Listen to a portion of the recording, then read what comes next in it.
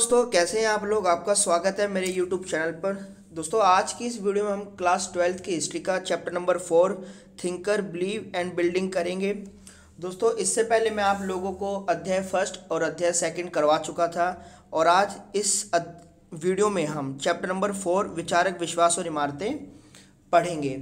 तो जैसे कि मैं आपको बता दूं कि chapter number second, chapter number third को अभी हमने नहीं किया है, लेकिन आने वाली वीडियो में मैं आपको थर्ड भी करवा दूंगा। लेकिन फिलहाल मैं आपको एक बात बता देना चाहता हूं यहाँ पर कि जैसा कि आप चैप्टर का नाम देख रहे हैं, विचारक, विश्वास और इमारतें, लगभग 600 ईसा पूर्व से 600 ईस्वी के बीच। तो इस अध्याय में बेसिकली हम ये पढ़ने वाले हैं कि भारतीय इतिहास में 600 ईसा पूर्व से लेकर 600 ईस्वी तक, यानी टोटल 1200 साल में किस प्रकार के धार्मिक और सामाजिक परिवर्तन आए थे। ऐसी ही वीडियो मैं आपके लिए एक बार पहले बना चुका था कि मैंने आपको बताया था कि जो 600 ईसा पूर्व का जो काल है, 6th सेंचुरी BCE का जो टाइम है, वो भारतीय इतिहास के लिए कितना महत्वपूर्ण है। ठीक है दोस्तों, इस चैप्टर में मुख्य रूप से आपके 3 टॉपिक है, 3 टाइप के एकेडमिक क्वेश्चन यहाँ पर बनते हैं हमेशा, और इसके अलावा कोई भी बाहर से क्वेश्चन नहीं आता। हमेशा क्वेश्चन इन 3 टॉपिकों पर ही आता है। इसमें से पहला टॉपिक है हमारा बौद्ध धर्म, दूसरा टॉपिक है हमारा जैन धर्म, और फिर बौद्ध धर्म और जैन धर्म से संबंधित स्तूप और मंदिर की वास्तुकला के बारे में हम अध्ययन करेंगे। कोशिश करेंगे कि इस वीडियो को हम 2-3 चैप्टर में से बनाएंगे। उसके बाद आज का जो हमारी वीडियो होने वाली है वो मुख्य रूप से बौद्ध व जैन धर्म में होने वाली है, और जो मंदिर और स्तूप का जो टॉपिक है वो हम अगले पार्ट में कवर कर लेंगे। आज की वीडियो भी काफ़ी लंबी बनने वाली है, तो उसको आप अंत तक जरूर देखना।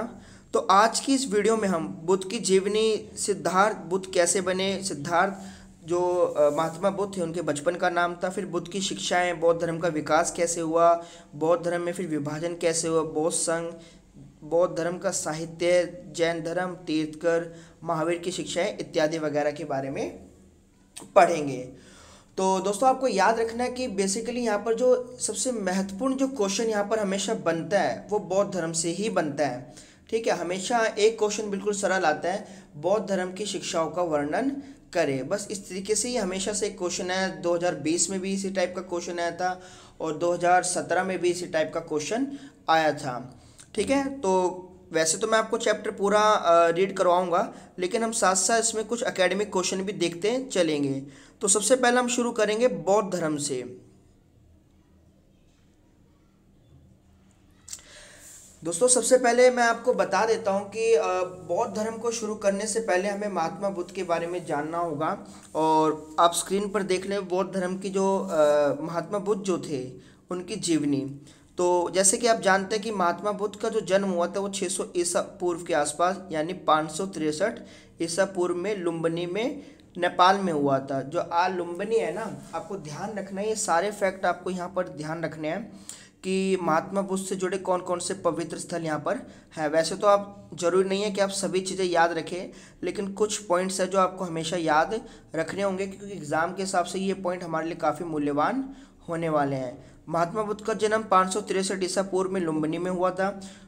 महात्मा बुद्ध के जो बचपन का नाम वो सिद्धार्थ गौतम था। इनके पिता का जो कबीला था वो शाक्य था।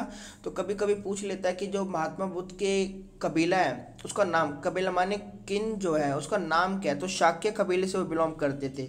एक राजा के ही बेटे थे। उनकी माता का नाम माया देवी था, जो बुद्ध के जन्म के कुछ समय बाद ही उनकी डेथ हो गई थी। उसके बाद इनकी मौसी ने इनका पालन पोषण किया था, मौसी प्रजापति ने। और आपको ध्यान रखना है कि मौसी प्रजापति जो गौतमी थी वो बौद्ध संघ में सबसे पहली महिला थी जिन्होंने बौद्ध संघ में क्या बोलते हैं, बौद्ध संघ ग्रहण किया था।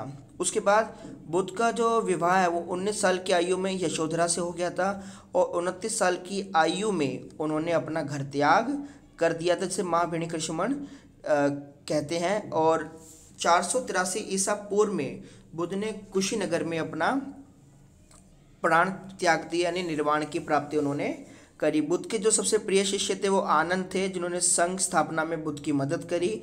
और बौद्ध को जो ज्ञान की प्राप्ति हुई बोध गया, और में हुई थी। और उसके बाद बुद्ध ने जो अपना पहला उपदेश जो दिया था वो सारनाथ बिहार में दिया था, जिसको धर्म चक्र परिवर्तन के नाम से भी जाना जाता है। ठीक है, तो दोस्तों ये बहुत संक्षिप्त में बहुत यह महात्मा बुद्ध की एक जीवनी थी, लेकिन मैं आपको बता देता हूँ, अगर आप सभी पॉइंट्स याद रख सकते हैं तो बहुत अच्छी बात है। अगर आप सभी पॉइंट याद नहीं रख सकते तो आपको 5 चीज़ें जरूर याद रखनी पड़ेंगी। पहले उनका जन्म जो लुम्बिनी में हुआ, फिर उनके कबीले का नाम जो शाक्य था, फिर उन्होंने ज्ञान प्राप्त कहाँ किया, बोध गया में, और उन्होंने पहला उपदेश दिया था सारनाथ में, और उनको जो निर्वाण प्राप्त हुआ था वो हुआ था कुशीनगर में। ये 5 पॉइंट तो आपको याद रखने ही होंगे, क्योंकि ये एमसीक्यू के हिसाब से भी और मैप के हिसाब से भी काफ़ी मूल्यवान आपके लिए है। और अगर आप 8 मार्क्स का क्वेश्चन लिखते हैं तो आपको एक इंट्रो देना पड़ता है, परिचय टाइप से देना पड़ता है, और उसमें भी आप ये बातें लिख सकते हैं। तो मैं आपको बता देता हूँ कि महात्मा बुद्ध और जैन धर्म के फाउंडर महावीर स्वामी जो थे वो एक दूसरे कंटेम्प्रेरी थे, यानी एक दूसरे के समकालीन थे। लेकिन महात्मा बुद्ध को हम पहले स्टडी करेंगे और जैन धर्म के बारे में भी हम इसी वीडियो में चर्चा करेंगे। तो अभी आप जैसे जानते हैं कि महात्मा बुद्ध जो थे उनका जो स्वभाव था बचपन से ही बहुत भक्ति वाला था। ठीक है, उनके पिता को एक चिंता हमेशा सताती रहती थी कि वह बड़े होकर एक सन्यासी ना बने, क्योंकि ऐसी भविष्यवाणी उनके जन्म के समय सन्यासियों ने करी हुई थी। तो उनके पिता चाहते थे कि सिद्धार्थ गौतम बड़े होकर एक बहुत बड़े राजा बने। लेकिन महात्मा जो बुद्ध थे या जो सिद्धार्थ जो थे, बचपन से ही उनका झुकाव भक्ति की ओर था। और जब उन्होंने सामाजिक जो वर्तमान समाज में जो बुराइयां देखी, उनसे उनका जो हृदय था वो विचलित होने लगा। तो इसी तरीके से एक एकेडमिक क्वेश्चन आ जाता है, ये बुद्ध का एक परिवर्तन भी था, और एक एकेडमिक क्वेश्चन भी आ जाता है कि सिद्धार्थ बुद्ध कैसे बने। आपको ध्यान रखना है, महात्मा बुद्ध का नाम बुद्ध नहीं था, उनके बचपन का नाम सिद्धार्थ था। तो यहाँ पर एक एकेडमिक क्वेश्चन आ जाता है, या आप उसकी लाइफ को समझने के लिए समझ भी सकते हैं कि जो सिद्धार्थ थे, जो बुद्ध के बचपन का नाम था, वो बुद्ध में कैसे कन्वर्ट हुए। एक छोटी सी स्टोरी है, मैं आपको पॉइंट टू पॉइंट उसको बताने का प्रयास करता हूँ। जैसे कि इसमें लिखा भी है कि एक दिन महात्मा बुद्ध अपने सारथी के साथ शहर घूमने निकले। उन्होंने देखिए, एक बार क्या हुआ कि महात्मा बुद्ध की शादी भी हो चुकी थी, और लेकिन वो फिर भी उनका जो झुकाव था भक्ति की ओर था, पारिवारिक जीवन में नहीं था। एक दिन क्या हुआ कि महात्मा बुद्ध अपने चैरियोटर के साथ यानी सारथी के साथ जो रथ चलाते हैं उसके साथ एक दिन नगर यात्रा पे गए, और उन्होंने वहाँ पर 4 ऐसी चीज़ें देखी जिनसे वो विचलित हो उठे। ठीक है, उनका जो दिल था वो विचलित हो गया, और उन्होंने सन्यास का मार्ग अपनाने की ठान ली।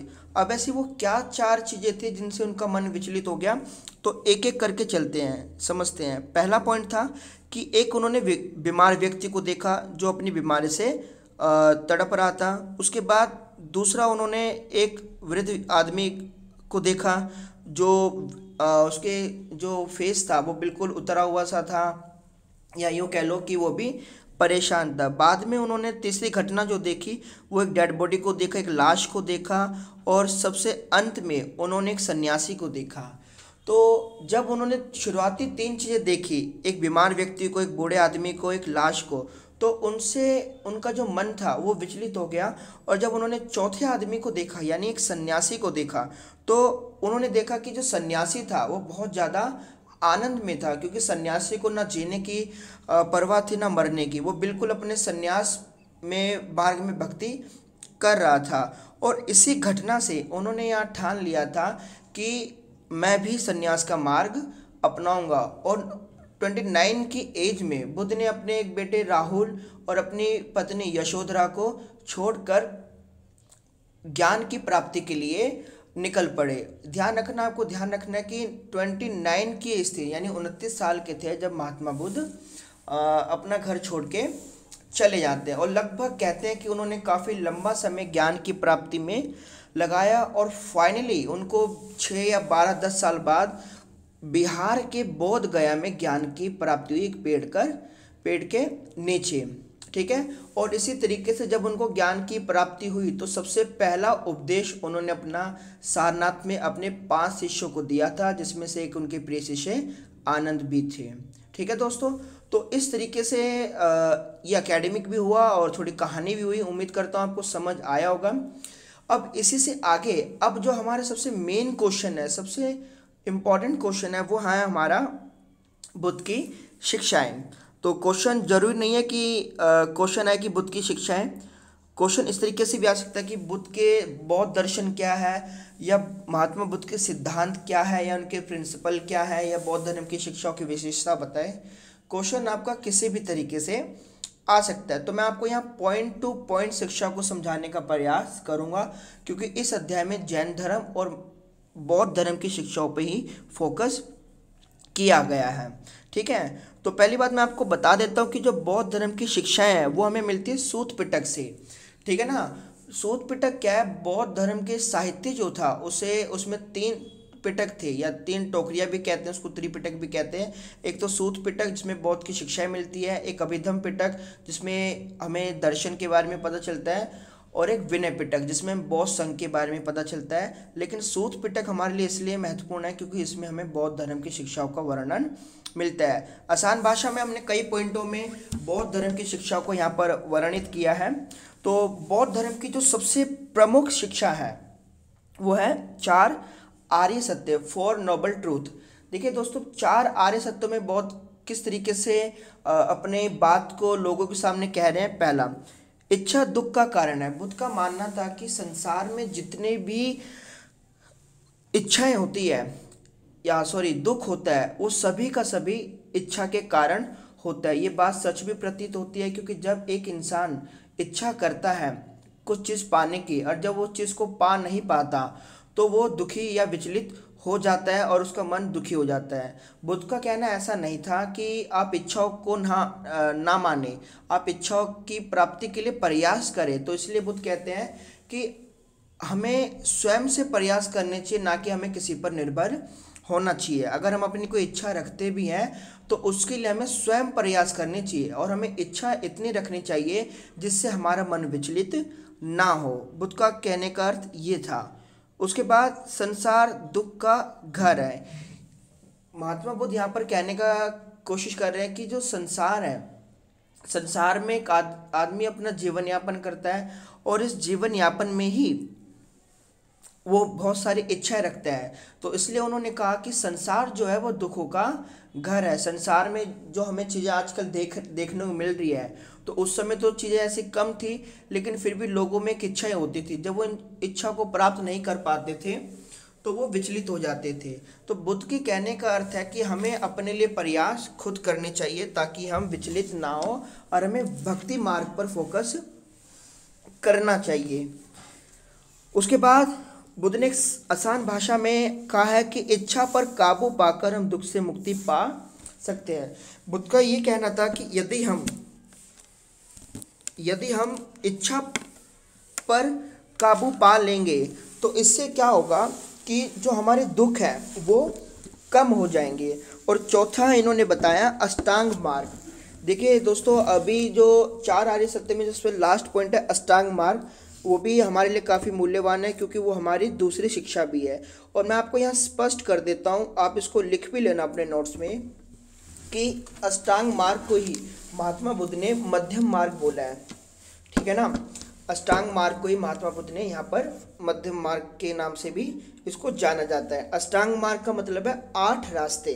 बुद्ध ने कहा है कि यदि आपको अपने निर्वाण की प्राप्ति करनी है तो आपको इन 8 रास्तों पर चलना होगा, जिसमें से सबसे पहला है सम्यक दृष्टि, सम्यक संकल्प, सम्यक वाक, सम्यक कर्म, सम्यक जीविका, सम्यक प्रयास। सम्यक का मतलब यहाँ शुद्धता से है या अच्छा होने से है। तो जिस तरीके से हम, यानी अच्छे तरीके से हमें देखना चाहिए, अच्छा बोलना चाहिए, हमारा उद्देश्य भी स्पष्ट होना चाहिए, हमें जीविका के भी जो साधन है वो अच्छे अपनाने चाहिए।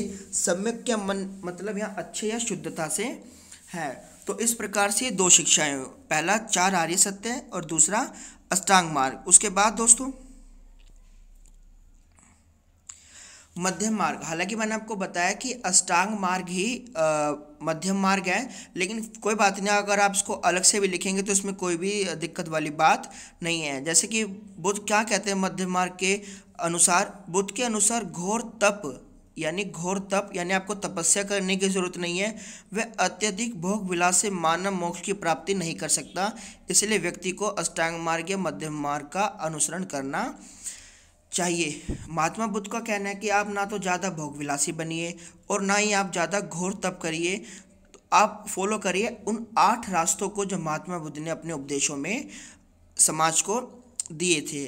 ठीक है, तो ये 3 शिक्षाएं थी महत्वपूर्ण। इसमें से एक शिक्षा ऐसी है जो मैं नोट्स में लिखना भूल गया, तो आप उसको मेंशन कर लेना। चौथी इसकी जो शिक्षा हम कह सकते हैं वो है कि संसार परिवर्तनशील है। बुद्ध का मानना था कि जो संसार है वो परिवर्तनशील है, ठीक है, और हमें उसी के अनुसार अपना जीवन यापन करना होता है। ठीक है दोस्तों। अच्छा, अब मेरी बात आप एक यहाँ ध्यान से सुनना कि अब जो हम शिक्षाएं पढ़ेंगे, बाकी शिक्षा जो देखेंगे वो बेसिक शिक्षा हैं, और लगभग ये सभी शिक्षाएं हम बार बार इनको पढ़ने वाले हैं, चाहे वो जैन धर्म हो, चाहे फिर आने वाला जो हमारा 6 चैप्टर और भक्ति सूफी परंपरा, उसमें भी हमें ये पढ़ना है। तो वह ही शिक्षा है जो हर इंसान चाहता है, जैसे सत्य व अहिंसा। अगर आप बात करें सत्य और अहिंसा से, आप भली बात परिचित होंगे। महात्मा बुद्ध का भी ये सिद्धांत था और महावीर स्वामी का भी सिद्धांत था। ऐसा मैं इसलिए बता रहा हूँ क्योंकि कभी कभी क्वेश्चन आता है कि महावीर स्वामी यानी जैन धर्म और बौद्ध धर्म की शिक्षाओं में समानता और असमानता का वर्णन करें। तो जो बौद्ध धर्म की मैंने आपको 4 शिक्षाएं बताई जो जैन धर्म में नहीं है। पहला 4 आर्य सत्य, दूसरा मध्यम मार्ग, तीसरा अष्टांग मार्ग, चौथा संसार परिवर्तनशील है। इसी तरीके से जैन धर्म की भी कुछ प्रमुख शिक्षाएं हैं, जैसे 5 महाव्रत, त्रिरत्न, ठीक है। लेकिन इन 4 और 3 को हटाकर बाकी जो शिक्षा है वो दोनों में कॉमन है। जैसे दोनों ही किसको फॉलो करते हैं, सत्य व अहिंसा को। दोनों ही किसको फॉलो करते हैं, कर्म सिद्धांत को, यानी जैसा कर्म करोगे वो आपको वैसा फल मिलेगा। और दोनों ने जो ब्राह्मणवाद की व्यवस्था थी, जैसे बलि प्रथा, सती प्रथा, जाति सिस्टम, वर्णा सिस्टम, उनको क्या किया, अपोज किया, यहाँ पर उन्होंने उनका विरोध किया। और अंत में इन सभी शिक्षाओं का जो अंत होता है वो होता है निर्वाण की प्राप्ति से। देखिए दोस्तों, मैं आपको यहाँ थोड़ा डिटेल में बता देता हूँ कि निर्वाण होता क्या है असल में। देखिए, हिंदुज़म, जैनिज़्म और बुद्धिज़्म में एक कॉन्सेप्ट है निर्वाण का।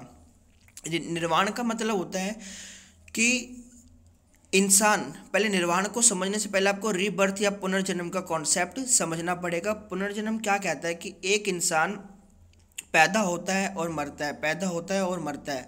अगर हमें इस साइकिल से छुटकारा पाना है तो हमें अच्छे कर्म या सम्यक कर्म करने होंगे, तब जाकर हम इस साइकिल से छुटकारा पाके हम सीधे भगवान के पास जा सकते हैं। और भगवान के पास को जाने का जो कॉन्सेप्ट है उसी को हम क्या बोलते हैं, निर्वाण, या इसको हम मोक्ष भी कह सकते हैं। तो जब तक हम इस साइकिल से बाहर नहीं आएंगे, जन्म और मृत्यु के सिद्धांत से बाहर नहीं आएंगे, तब तक हम निर्वाण या मोक्ष की प्राप्ति नहीं कर सकते। जैन धर्म, बौद्ध धर्म और हिंदू धर्म में ये जो शिक्षा है वो कॉमन है, ठीक है।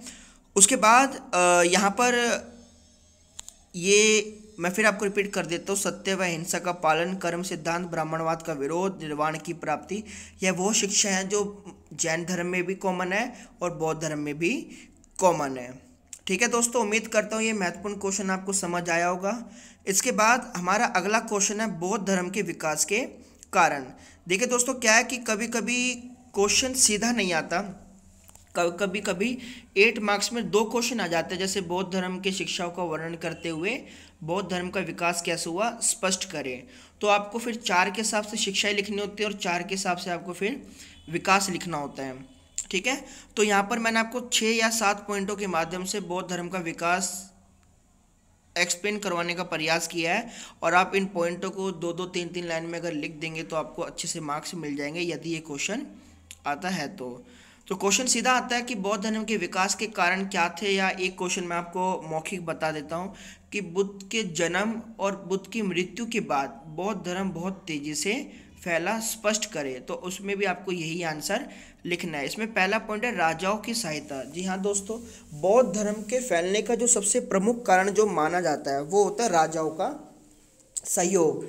क्योंकि आपको पता होना चाहिए कि ऐसे दो राजा हमें मिलते हैं जिन्होंने बौद्ध धर्म को अपनाया।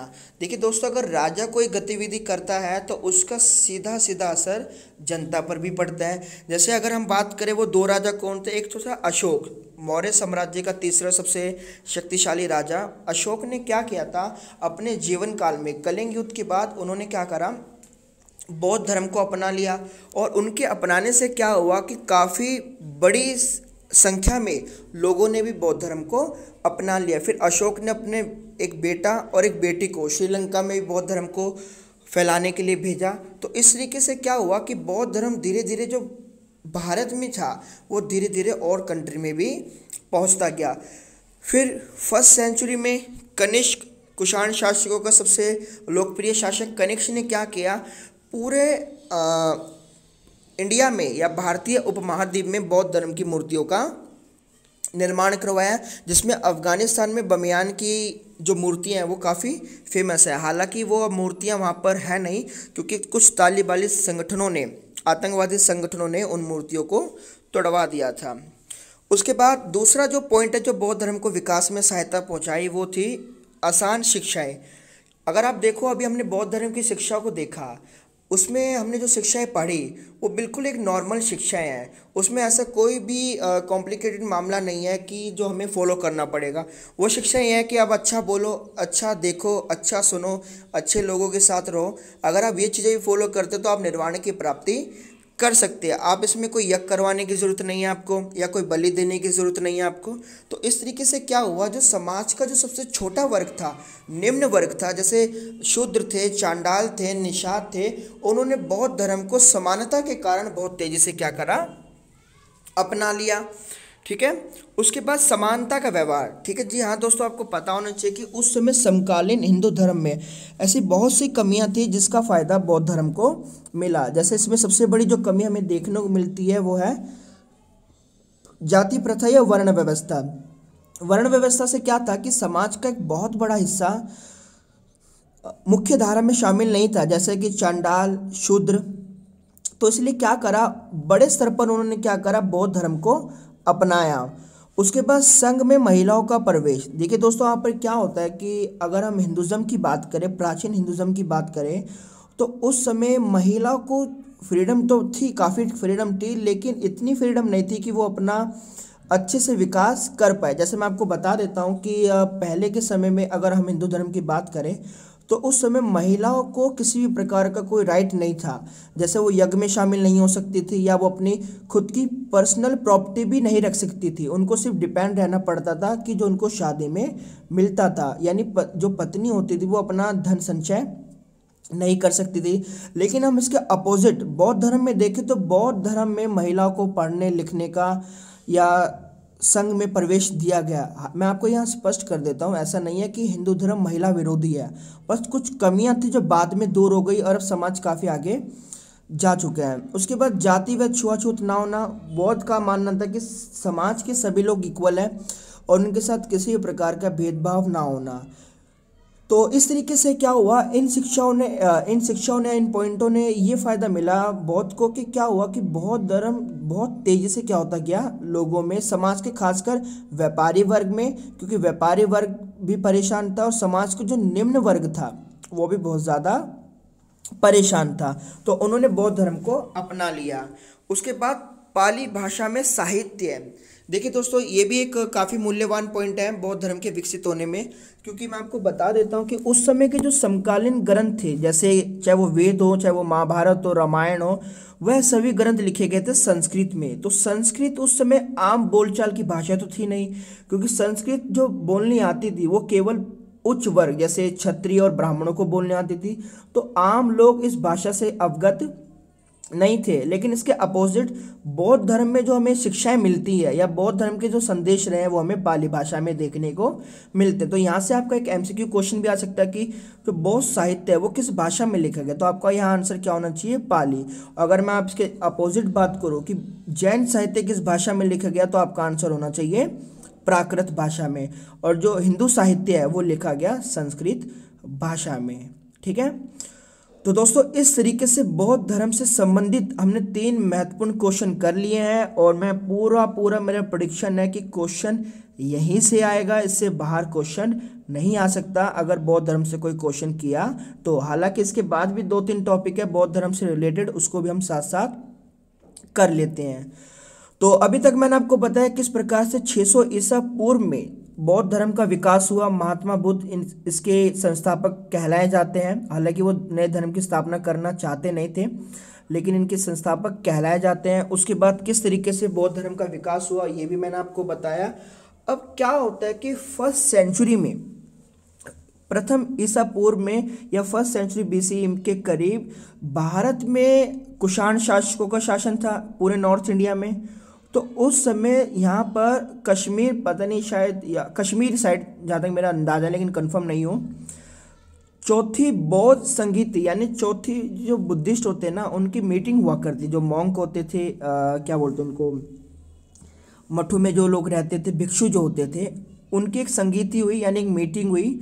और उस संगीति में क्या हुआ कि जो बौद्ध धर्म था वो 2 शाखाओं में क्या हो गया, विभाजित हो गया। आपको 2 बातें ध्यान रखनी है कि पहली ये जो मीटिंग हुई थी फर्स्ट सेंचुरी बीसी में हुई थी, और दूसरी आपको याद ध्यान रखना है यहाँ पर ये चौथी बौद्ध संगीति थी। उससे पहले भी 3 हो चुकी थी। अशोक ने, अजातशत्रु ने, ये जो राजा थे, इन्होंने पहले भी ऑर्गेनाइज करी हुई थी।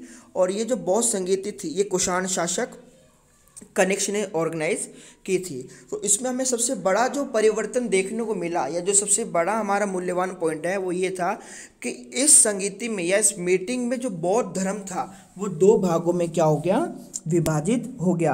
पहला हीनयान जो प्राचीन बौद्ध धर्म था जो पहले से चलता आ रहा था, और दूसरा जो इसका नया रूप था वो था महायान। मैं आपको कुछ बेसिक अंतर यहाँ पर बता देता हूँ हीनयान और महायान में, और आपको ध्यान रखना है हीनयान को ही थेरवाद या थेरीवाद कहा जाता है, क्योंकि कभी कभी क्वेश्चन आ जाता है कि थेरवाद से क्या अभिप्राय या हीनयान से क्या अभिप्राय, तो दोनों का मतलब सेम है।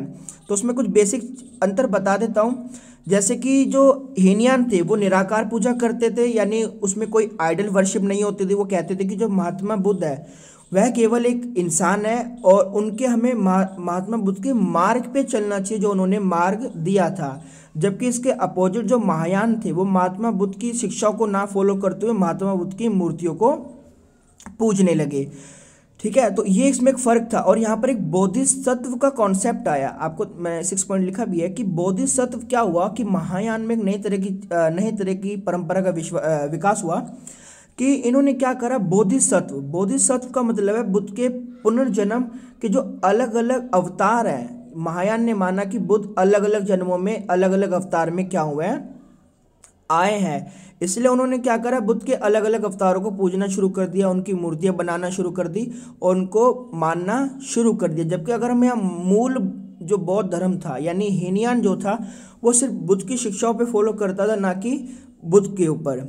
और जो हीनयान थे वो कर्म सिद्धांत का पालन करते थे। ये कहते थे कि अगर हम जैसा कर्म करेंगे हमें वैसा फल मिलेगा। जबकि जो जो महायान है वो भक्ति योग का, यानी इनका मानना था कि अगर हम भक्ति करेंगे तो हमें ज्ञान की प्राप्ति हो जाएगी या मोक्ष की प्राप्ति हो जाएगी। उसके बाद जो महायान का जो बौद्ध साहित्य था वो संस्कृत भाषा में लिखा गया, और जो बौद्ध साहित्य हीनयान का था वो पाली भाषा में लिखा गया। तो इस तरीके से आपको अगर एक क्वेश्चन आता है हीनयान या महायान पे, तो आपको इस तरीके से थोड़े थोड़े पॉइंटों के माध्यम से इसको समझा देना है।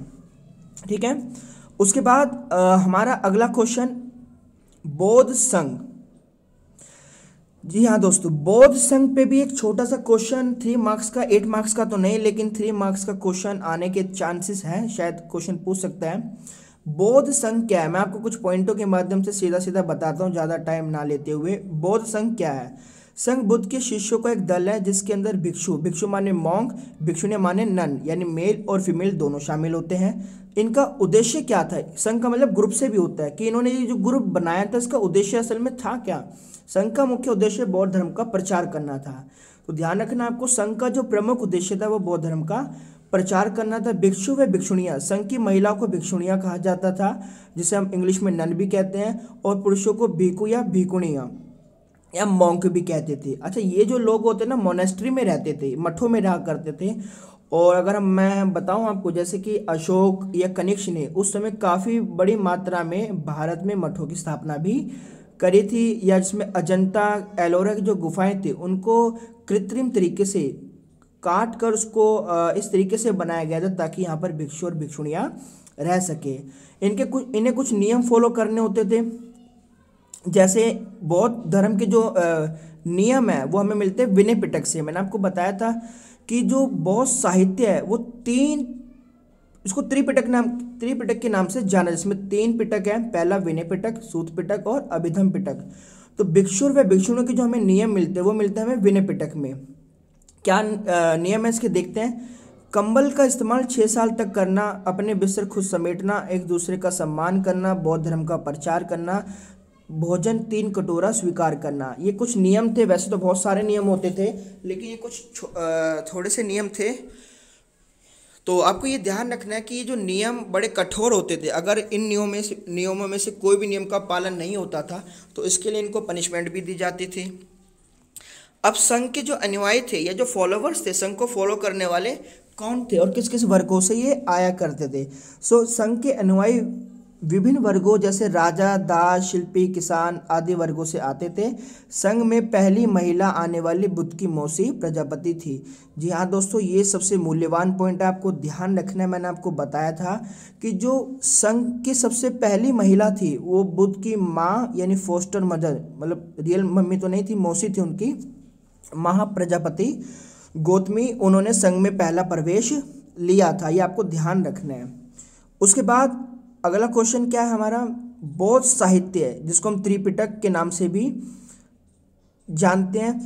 बुद्ध की मृत्यु के बाद, ध्यान रखना दोस्तों, बुद्ध के समय में नहीं, जब बुद्ध जिंदा थे उस समय कोई भी साहित्य नहीं लिखा गया। ये साहित्य लिखा गया बुद्ध की मृत्यु के बाद उनके फॉलोवर्स ने। बुद्ध ने शिक्षा को लिपिबद्ध किया जिसे त्रिपिटक कहा जाता है। विनय पिटक जिसमें बौद्ध संघ के नियम है, सूत पिटक जिसमें बौद्ध की शिक्षाएं हैं, अभिधम पिटक जिसमें बौद्ध दर्शन है। तो यहाँ पर कोई ज़्यादा बड़ा क्वेश्चन तो नहीं आता। तो क्वेश्चन 1 मार्क्स में ही आ सकता है कि त्रिपिटक से क्या अभिप्राय। तो अगर ऐसा क्वेश्चन है तो आपको बहुत आसान भाषा में यहाँ बता देना है कि त्रिपिटक से अभिप्राय बौद्ध साहित्य से है। ठीक है, तो ठीक है दोस्तों, अगर आप बुक में देखें या इस तरीके से जो मैंने आपको बताया है, इसके अलावा बौद्ध धर्म में कोई और ऐसा क्वेश्चन नहीं है या इस बुक में कोई ऐसा क्वेश्चन नहीं है जो बौद्ध धर्म से अलग से भी आ जाए। तो बौद्ध धर्म के ऊपर यही कुछ बेसिक क्वेश्चन थे, लेकिन मैं आपको कहूँगा कि आपका फोकस सिर्फ 2-3 क्वेश्चन पे ज़्यादा होना चाहिए। तो बौद्ध धर्म का कुछ इंट्रो समझ लेना आप, फिर सिद्धार्थ बुद्ध कैसे बने वो आपको ध्यान रखना है, बौद्ध धर्म का विकास कैसे हुआ, बौद्ध धर्म की शिक्षा क्या थी वो भी आपको ध्यान रखना है। ठीक है, तो आज का हमारा लास्ट टॉपिक, इसको भी हम साथ साथ कवर कर लेते हैं क्योंकि यहाँ पर जैन धर्म, महावीर स्वामी की जीवनी और महावीर स्वामी की शिक्षा है। उसके बाद जो बचेगा वो हम अगले वीडियो में देखेंगे। तो जैन धर्म में दोस्तों तीर्थ परंपरा का प्रचलन था। तीर्थ परंपरा, अब पहली बात हम इसको समझ लेते हैं कि तीर्थ क्या होता है। वैसे तो तीर्थ कर जो होते थे, क्या कहा जाता है कि तीर्थ कर वो होते थे जो लोगों को नदी पार करवाया करते थे, यानी उनको एक नया मार्ग देते थे।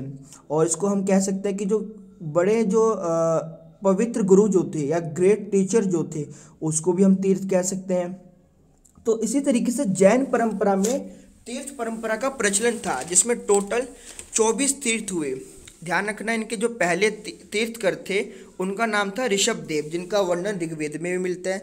और आप इस हिसाब से कह भी सकते हैं कि बौद्ध धर्म से भी जो पहले एक धर्म था वो जैन धर्म था, यानी पहले हिंदू धर्म, फिर जैन धर्म और उसके बाद बौद्ध धर्म आया। लेकिन अगर हम बात करें जैन धर्म के विकास की तो वो विकास हुआ 24वें तीर्थकर यानी अंतिम तीर्थकर महावीर स्वामी के नेतृत्व में 600 ईसा पूर्व के आसपास, यानी जब बौद्ध के वो कंटेम्प्रेरी थे। तो आपको यहाँ पर पहले तीर्थकर ऋषभदेव का नाम याद रखना है, उसके बाद 23वें तीर्थकर पार्श्वनाथ का भी नाम आपको याद रखना है, और अंत में जो मुख्य रूप से फाउंडर माने जाते हैं जैन धर्म के वो थे 24वें तीर्थकर जिनका नाम था महावीर स्वामी। इनकी जीवनी देख लेते हैं थोड़ी बहुत। वैसे जीवनी पे तो कोई यहाँ पर कोई क्वेश्चन आता नहीं है, लेकिन फिर भी जान लेंगे तो अच्छा रहेगा हमारे लिए। पहला, इनका जन्म कहाँ हुआ, 540 ईसा पूर्व में वैशाली के कुंडलपुर में इनका जन्म हुआ। और इनके बचपन का नाम वर्धमान था। ध्यान रखना, इनके पिता का नाम सिद्धार्थ था। ठीक है, आप कंफ्यूज मत होना क्योंकि सिद्धार्थ महात्मा बुद्ध के बचपन का नाम था। तो लेकिन महावीर स्वामी के जो पिता थे उनका नाम भी सिद्धार्थ ही था। माता का नाम त्रिशला था। विवाह 19 साल की, इनका विवाह भी 19 साल की आयु में हुआ था। और इन्होंने भी घर 30 साल की आयु में क्या किया था, घर को त्याग दिया था ज्ञान की प्राप्ति के लिए। और 22 साल की घोर तपस्या के बाद इनको ज्ञान की प्राप्ति हुई, निर्वाण की प्राप्ति 72 साल की आयु में राजगीर के पावा में हुई थी। वैसे मैं आपको स्पष्ट कर देता हूँ, जैन धर्म की शिक्षाओं पे तो वैसे सॉरी जीवनी पे, महावीर स्वामी की जीवनी पे भी तो कोई बड़ा क्वेश्चन आता नहीं है, कभी नहीं आया आज तक। लेकिन मैंने आपको इसलिए बता दिया, अगर जैन धर्म से कोई 8 मार्क्स का क्वेश्चन आ जाए तो आप जीवनी के बारे में भी थोड़ा बहुत लिख सकते हैं, लेकिन तीर्थंकर से क्वेश्चन के आने के चांसेस पूरे होते हैं। इसके बाद जैन धर्म पे यहाँ पर हमारा सिर्फ एक ही क्वेश्चन है, वो है महावीर स्वामी की शिक्षाएं या जैन धर्म की शिक्षाएं। तो जैसे कि मैंने आपको बताया था कि बौद्ध धर्म की शिक्षाओं में और जैन धर्म की कुछ शिक्षाओं में कुछ सिमिलैरिटी भी है और कुछ डिफरेंसेस भी है, कुछ समानता भी है, कुछ असमानता भी है। तो पहले हम असमानता पे बात करते हैं, जो बौद्ध जैन धर्म में, ना कि बौद्ध धर्म में। तो महावीर स्वामी की जो सबसे पहली जो शिक्षा है वो है विश्व प्राणवान की अवधारणा। महावीर स्वामी का मानना था कि ये जो दुनिया है, पूरी दुनिया में जिसमें पत्थर, पानी, जीव जंतु, सभी प्रकार की चीज़ों में जीवन होता है। ठीक है, थोड़ा अलग है, लेकिन आपको मानना होगा कि जैन धर्म की जो सबसे प्रमुख शिक्षा थी, उनका मानना था कि दुनिया की प्रत्येक वस्तु में जीवन होता है और हमें उसका सत्कार करना चाहिए, ना कि उनका अनादर। ठीक है, आपको इतना ही लिखना है और इतना ही आपको समझना है। उसके बाद सेकंड जो इनकी सबसे प्रमुख शिक्षा है वो है त्रिरत्न। त्रिरत्न में क्या है, सम्यक ज्ञान, सम्यक दर्शन, सम्यक चरित्र। अगर हम वहाँ बौद्ध धर्म में देखें तो हमें अष्टांग मार्ग मिला था, तो यहाँ भी सम्यक का अर्थ किससे, अच्छे या शुद्धता से, यानी हमें अच्छा ज्ञान प्राप्त करना चाहिए, सच बोलना चाहिए और झूठ से हमें परे रहना चाहिए। सम्यक दर्शन का अर्थ यहाँ पर हमें अपने अच्छे कर्मों से है, और चरित्र का मतलब तो आप जानते ही होंगे, हमें अपना जो बिहेवियर है वो सभी से अच्छा रखना चाहिए। तो यहाँ पर दूसरी शिक्षा इनकी त्रिरत्न है। महात्मा जो स्वामी है, महावीर स्वामी, वो अपनी शिक्षाओं के माध्यम से समाज को एक संदेश देना चाहते हैं। उसके बाद इनकी तीसरी जो शिक्षा है, जो बौद्ध धर्म में नहीं है, मतलब अलग है, वो है 5 महाव्रत। 5 महाव्रत क्या है, यानी आपको इन 5 महाव्रत मतलब 5 चीज़ों को फॉलो करना चाहिए जिससे आप मोक्ष की प्राप्ति कर सके। पहला अहिंसा, सत्य, असत्य यानी चोरी ना करना, अपरिग्रह यानी संग्रह ना करना। संग्रह ना करना मतलब यहाँ से किसी भी चीज़ को यानी पैसे को या संपत्ति को इकट्ठा ना करने से है। ठीक है, इकट्ठा कर लेंगे ना तो इससे क्या होता है कि दूसरों को उसकी चीज़ की प्राप्ति नहीं हो पाती। और लास्ट जो हमारा वो है ब्रह्मचारी है, यानी शादी ना करना। तो ये 5 आर्य महाव्रत थे जिसके माध्यम से महात्मा बुद्ध कहते महावीर स्वामी कहते हैं कि यदि आप इनको फॉलो करते हैं तो आप ज्ञान की प्राप्ति या मोक्ष की प्राप्ति कर सकते हैं। उसके बाद इनकी अगली शिक्षा, चौथी शिक्षा, लेकिन पॉइंट सेम हो गया, 1 2 3, हाँ, चौथी शिक्षा तप और उपवास। जी हाँ दोस्तों, मैंने आपको बताया था कि महावीर स्वामी का मानना था कि यदि आपको ज्ञान की प्राप्ति करनी है या आपको मोक्ष की प्राप्ति करनी है तो आपको घोर तप का मतलब यहाँ पर बहुत कठिन परीक्षा करनी होगी और बहुत कठिन उपवास रखने होंगे, तब जाकर आपके लिए मोक्ष संभव हो पाएगा।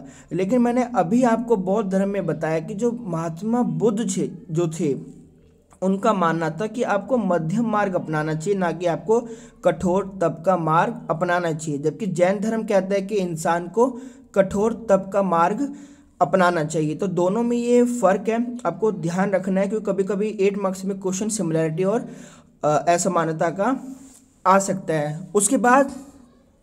उसके बाद वो बेसिक शिक्षाएं जो बौद्ध धर्म में भी हमने देखने को मिली थी, जैसे कि कर्म सिद्धांत जो बौद्ध धर्म में भी था, जैसा कर्म करोगे आपको वैसा मिलेगा। उसके ब्राह्मणवाद का विरोध वो भी वहाँ देखने को मिला। और जो अंतिम जो मार्ग था वो मोक्ष या निर्वाण था, जो बौद्ध धर्म का भी अंतिम मार्ग था और हिंदू धर्म का भी अंतिम मार्ग था। तो दोस्तों, इस तरीके से महावीर स्वामी से या जैन धर्म से जो क्वेश्चन आ सकता है वो उनकी शिक्षाओं पे आ सकता है। बौद्ध धर्म से कैसे क्वेश्चन आ चुके हैं वो भी मैं आपको बता चुका हूँ, और उम्मीद करता हूँ कि आज की वीडियो आप लोगों को समझ आई होगी। अगर आपको ये वीडियो अच्छी लगी हो तो दोस्तों इसको ज़रूर लाइक, सब्सक्राइब और शेयर कर देना। काफ़ी मेहनत से वीडियो बनाई है तो थोड़ा हौसला अफजाई हो जाएगी। और अगली वीडियो में हम सांची का स्तूप, जैन साहित्य जैन साहित्य या थोड़ा बहुत हम, लेकिन जो हमारे मूल्यवान टॉपिक रहने वाले हैं, सांची का स्तूप, हिंदू मंदिर कला या वास्तुकला, इन सभी टॉपिक्स को देखेंगे। और आज के लिए इतना ही, धन्यवाद।